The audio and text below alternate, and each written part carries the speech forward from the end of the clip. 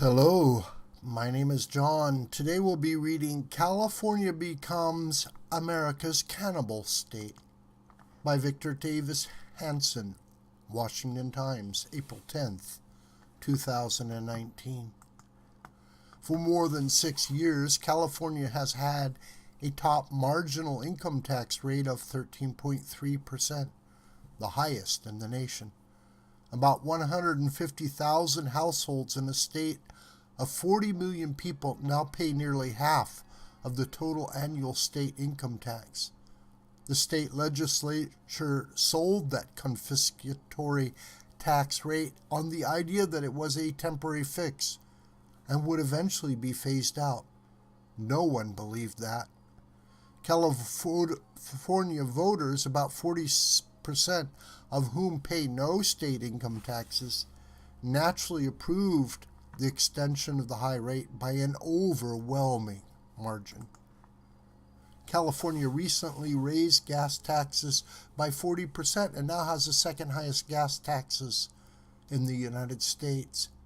California has the ninth highest combined state and local sales taxes in the country, but its state sales taxes of 7.3% is America's highest. As of April 1st, California is now applying that high state sales tax to goods that residents buy online from out-of-state sellers. In late 2017, the federal government capped state and local tax deductions at $10,000. For high earners in California, the change effectively almost doubled their state and local taxes. Such high taxes, often targeting a small percentage of the population, may have brought California a budget surplus of more than $20 million. Yet California is never satiated with high new tax rates that bring in additional revenue. It's always hungry for more. Scott Wiener, a Democratic state senator from San Francisco, has introduced a bill that would create a new California estate tax. Mr. Wiener outlined a death tax of 40% on estates worth more than $3.5 million for single Californians, or more than $7 million for married couples. Given the soaring valuation of California properties, a new estate tax could force children to sell homes or family farms they inherited just to pay the tax bills.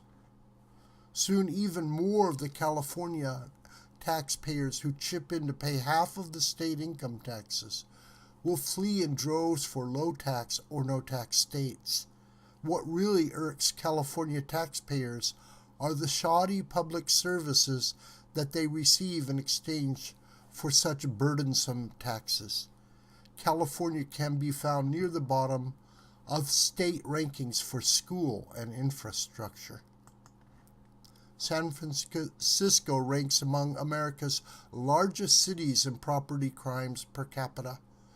The massive concrete ruins of the state's quarter-built and now either canceled or postponed multi-billion-dollar high-speed rail system are already collecting graffiti.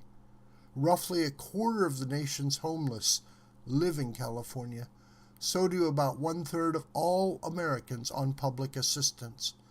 Approximately 1/5 of the state's population lives below the poverty line. About 1/3 of Californians are enrolled in Medi-Cal, the state's health care program for low-income residents.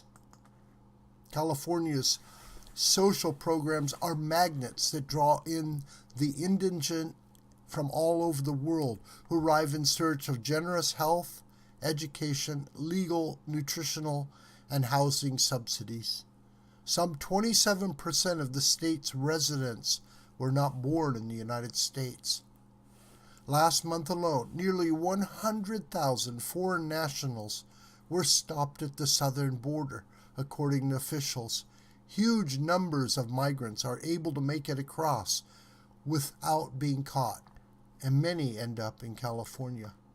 A lot of upper middle middle-class taxpayers feel that not only does California fail to appreciate their contributions, but the state often blames them for not paying even more, as if paying about half of their incomes to local, state, and federal governments somehow reveals their greed.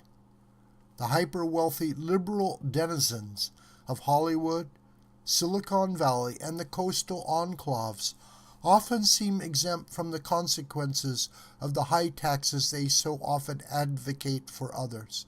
The super-rich either have the clout to hire experts to help them avoid such taxes, or they simply have so much money that they are not much affected by even California's high taxes. What is the ideology behind such destructive state policies? Venezuela, which is driving out its middle class, is apparently California's model. Venezuelan leaders believed in providing vast subsidies for the poor.